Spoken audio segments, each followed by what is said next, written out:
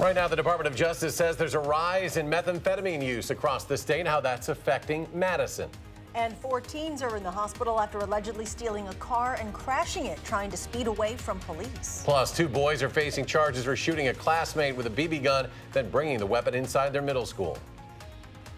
From the Channel3000.com Alert Center, this is News 3 Now at 6.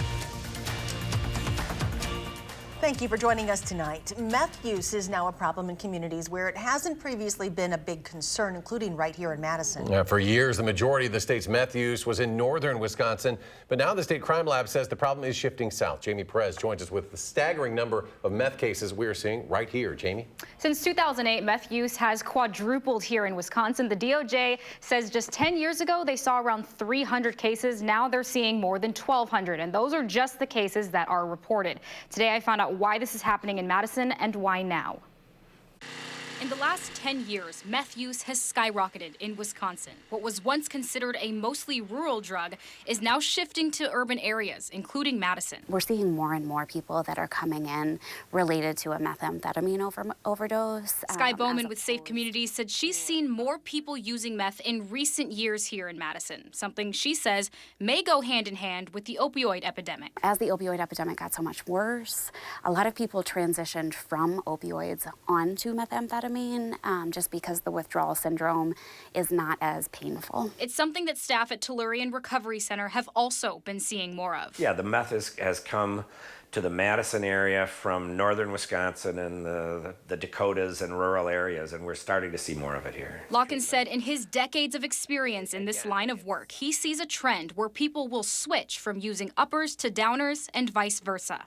Something Bauman experienced herself. Personally, I struggled with opioid addiction and cocaine addiction, and then I stopped using those, and I did become dependent on methamphetamine for a while. The State Crime Lab is keeping track of the spread of meth to our area. This is the difference between 2008 and now in the state. In Dane County, 7 cases in 2008, 21 this year. It's a growing concern for the people who help treat those with a substance use disorder because there's still no solid treatment for it. With methamphetamines and amphetamines, we really don't have much in our toolbox. There's nothing right now that's a great option for methamphetamine. But Bauman and Locken said they unfortunately expect to see these numbers climb even more, but that they'll continue doing their part to help where they can. Addiction is addiction, and it's so damaging. They say the best thing that you can do to help with this is to get the people who are dealing with substance use disorder the help they need and to avoid calling them an addict. They say that creates a negative label and their recovery will only come from feeling included and regarded as any other member of the community. Jamie Perez reporting. Jamie, thank you. New video now of the aftermath of a high-speed crash on East Washington Avenue this morning. 4 teens were hospitalized after crashing a stolen Audi about a block away from East High School. Witnesses say they saw the car driving recklessly on the Beltline. The 15-year-old driver didn't stop when a police officer tried pulling them over on East Wash. Per department policy, the officer did not chase them. The passengers were 2 13-year-old girls and a 16-year-old girl. All 4 are expected to be okay. Home surveillance video shows the car being stolen from a home on Hammersley Road hours earlier. The car's owner told us he left the car running in the driveway while he ran inside to get his bag. He says his keys were with him, so as long as the thieves didn't turn the car off, it could keep running. To weather, warmer temperatures continue tomorrow. Let's check your first alert forecast with Chief Meteorologist Gary Canalti. Gary? Yeah, the stretch of mild weather continues. We had high temperatures in the 40s last couple of days, and I think we'll do that again for tomorrow. On Doppler track, there's some light snow across Michigan to our north and east. It's actually with a cold front, which is just kind of sideswiping Wisconsin. Temperatures this afternoon climbed up into the middle 30s over east central Wisconsin. But the farther south and west you go, the higher the temperatures were. Here in Madison, we're at 42, but it was 45 in Janesville, also 42 in Platteville. Current temperatures are generally in the lower to middle 30s through southern Wisconsin. But cloud cover will thicken up tonight. Look for temperatures to drop into the middle 20s. Tomorrow will be a mostly cloudy but mild day with a high temperature of 41. Later on, I'll take a look at a forecast that includes a mild weekend, but a big change for next week. Gary, thank you. The Wisconsin Division of Criminal Investigation has released the name of the school resource officer who shot an Oshkosh West High School student yesterday. I believe I have a very bad wrist injury that was bleeding very bad. I got one student I believe is shot. Officials say the 16-year-old student stabbed Officer Michael Wissink in his office yesterday morning. Wissink fired one shot, striking the student. Both were taken to the hospital and are expected to be okay. The DOJ says Wissink has 21 years of experience with the Oshkosh Police Department. He's been a school resource officer since 2017. In Milwaukee, 3 students have been arrested for allegedly making a shooting threat against a middle school on social media. Police became aware of the threat against Wedgwood Park International School just after 11:30 yesterday. The boys, ages 12, 13, and 14, were arrested for making terrorist threats. The district attorney's office will review the case. 2 13-year-old boys are facing charges after Madison police found a BB gun in Jefferson Middle School this morning. They say it's the same one used to shoot a female student yesterday. Madeline O'Neill spoke with the victim's family and tells us what they'd like to see happen next. Charlotte and Eric police and an area gun shop manager tell us BB guns and pellet guns can look really similar to real guns, and similar safety protocols should be in place, including, of course, keeping them away from school. After being shot by a BB, the victim and her father are hoping something will change. The school's supposed to be safe for the children, first and foremost. You can imagine Lorenzo Murray's shock learning that when his 8th grade daughter, Zariah Murray, was getting off the bus Tuesday afternoon, she was shot with a BB gun. I was scared, and I was really worried because it could have hit my eye. A 13-year-old boy is accused of shooting the BB gun out of the bus window. Mostly, I felt anger, you know what I'm saying, disappointed. I was scared and furious. Jennifer Rose lives down the block from the bus stop on Kessel Court and called the police after hearing about the incident from her daughter, who also goes to the middle school. My daughter didn't want to go to school today because she was scared that they were going to have it at school. It appears that's exactly what happened. Police stopped the school bus Wednesday morning, arresting the 13-year-old accused of hitting Zariah.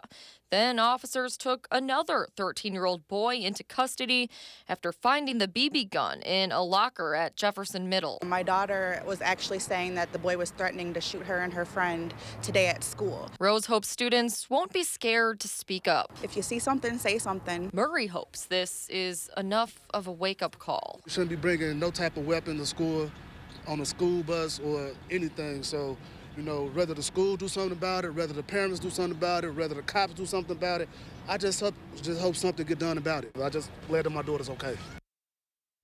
Police say the victim of the BB shot got in a fight with the boy accused of shooting the BB gun on the bus this morning. Zariah's dad says that got her suspended. The Madison Metropolitan School District wouldn't do an interview today, but Jefferson's principal sent out a letter to parents this afternoon with information on the incident, saying support services will be available for students upset by this. Madeline, thank you. As a Willie Street butcher shop plans to close in a matter of weeks, we're learning more about the legal issues its owner is currently facing. According to the Isthmus, the co-founder of Underground Butcher, Johnny Hunter, is dealing with a number of legal battles. Those allege that he has almost $60,000 in unpaid taxes and more than $10,000 in unpaid unemployment taxes. There's also a $175,000 dispute over a restaurant that never launched, where the investors claim Hunter mismanaged funds. Hunter declined comment in the Isthmus, citing pending litigation, but claimed the back taxes are a misunderstanding. In less than a month, recreational marijuana will be available to buy in Illinois. Rock County reporter Adam Duxter joins us from our bureau at the Janesville Gazette with what that means for those living on the state line. Charlotte, border cities like South Beloit in Illinois are hoping to take advantage of the change in order to attract as many customers as possible. Now, in less than a month, the dispensary will open just off the interstate in South Beloit, and Mayor Ted Rail says that could bring tens of millions of dollars into the local economy. Law enforcement officials in Wisconsin have a different reminder. To be perfectly clear, marijuana continues to be illegal in Wisconsin. Don't put yourself in a bad spot by trying to bring it back here to Wisconsin and ending up having to deal with a criminal charge or something on your record that you probably don't want when you're out applying for a job. Now, marijuana becomes legal for purchase in Illinois at the start of the new year. And Sheriff Knudsen says his sheriff's office has been training deputies on how to spot impaired driving and high driving, and that driving high will still qualify you for an OWI. Still, he says even he can't anticipate all the changes that will come with the beginning of the new year. Adam Duxter reporting tonight. Adam, thank you. After more than a year of construction, one of Janesville's busiest bridges is once again open to traffic. The Milwaukee Street Bridge has been closed for more than a year with high water and bad weather delaying construction.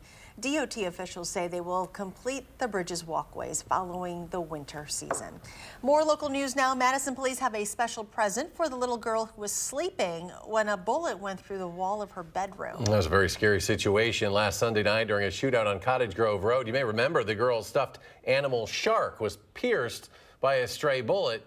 Yesterday, the Madison police surprised the 3-year-old with a new toy shark. Officer Allison Radzicki was there to deliver the gift.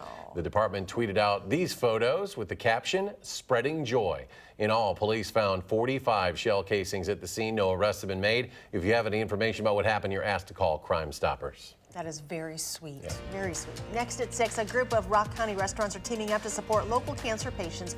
We'll share how you can get involved and try a new holiday beverage while you're at it. Next month, tens of thousands of state workers are expected to get a raise, but we'll tell you why the decision is still in question. That's tonight on News 3 Now at 10.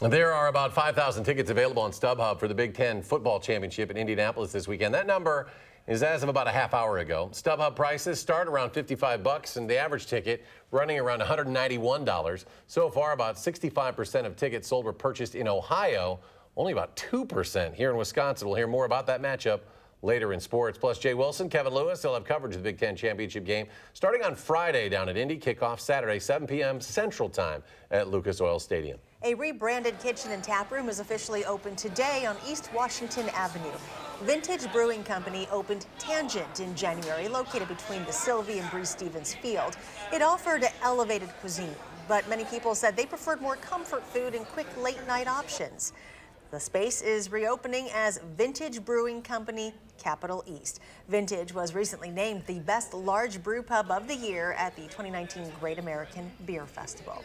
If you are looking for an opportunity to try a new Rock County restaurant or a new drink, you could support a good cause while doing so. This month, Beloit's Geronimo Hospitality Group is partnering with Tito's Handmade Vodka to offer festive drinks. Tito's will make a $2 donation to the Rock County Cancer Coalition for every signature drink purchased in December. They will match every donation up to $3,500. The options are Mistletoe Mimosa, Winter Mule, and Hazelnut Espresso Martini. I think that it's a really worthy cause because even if you yourself don't ever have cancer, you or somebody you know in your lifetime is probably going to be affected by some form of cancer. So I think it's really important to everyone. Participating restaurants include Lucy's, Number 7 Burger Bar, Merrill and Houston Steak Joint, Velvet Buffalo, Trucked, Beloit Club, and Bessie's Diner. I heard how you read that espresso martini. I know. It's one of your favorites. You know me all too well. Coming up in Sports, Badger women's volleyball team taking home a whole lot of Big Ten hardware, from Player of the Year to Coach of the Year. And the calm weather continues until shower chances return this weekend. Gary has the details in your First Alert forecast. For first, fast, accurate weather updates, watch First Alert Weather.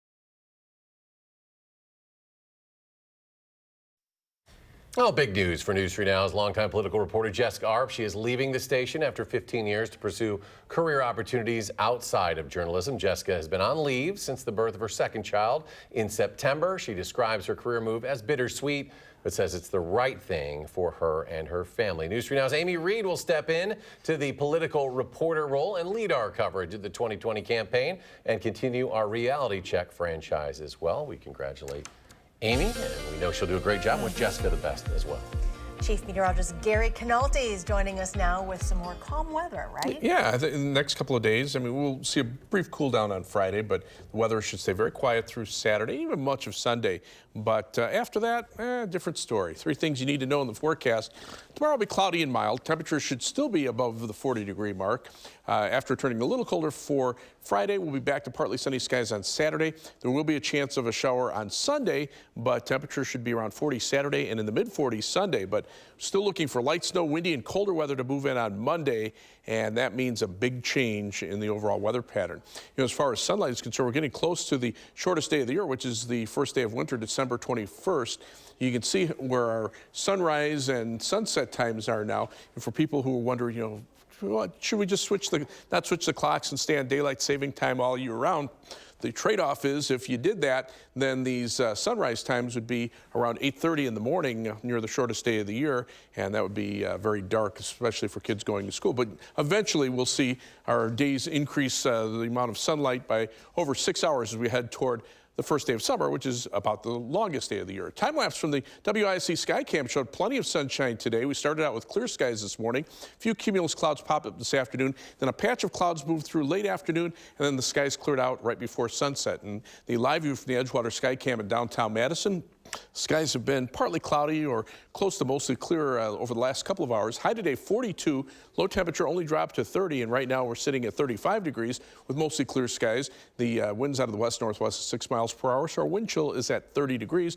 Temperatures now are around freezing in the northern part of the state, some cases a little bit below. Here in southern Wisconsin, we're in the mid-30s. Still seeing some 40s on the map down across southern portions of Iowa. Even though it's the beginning of December, the lack of snow cover there is keeping temperatures a little bit milder.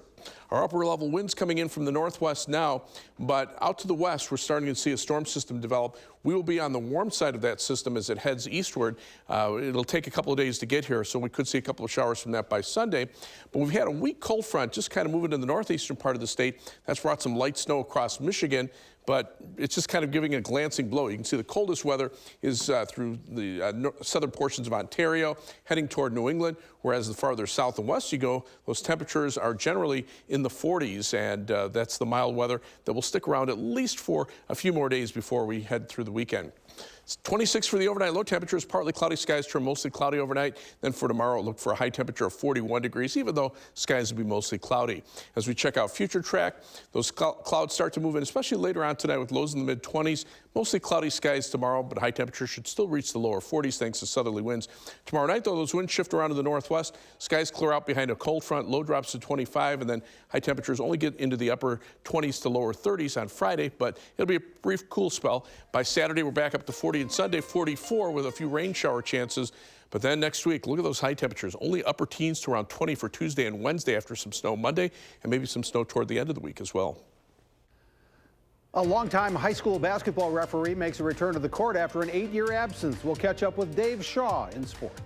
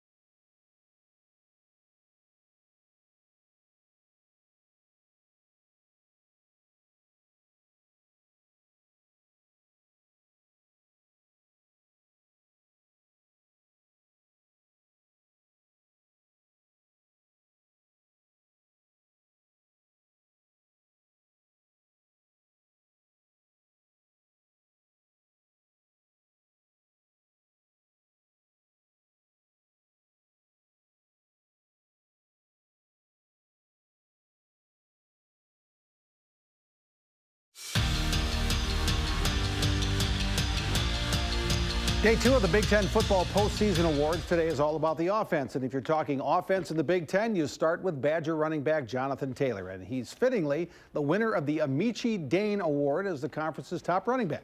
He's rushed for almost 1,800 yards and 20 touchdowns so far this season. He has the most rushing yards of anyone in their first 3 years in FBS history, and also has the record with 12 200-yard games in his Badger career. Now Taylor is focused on facing Ohio State in the Big Ten championship game Saturday in Indianapolis.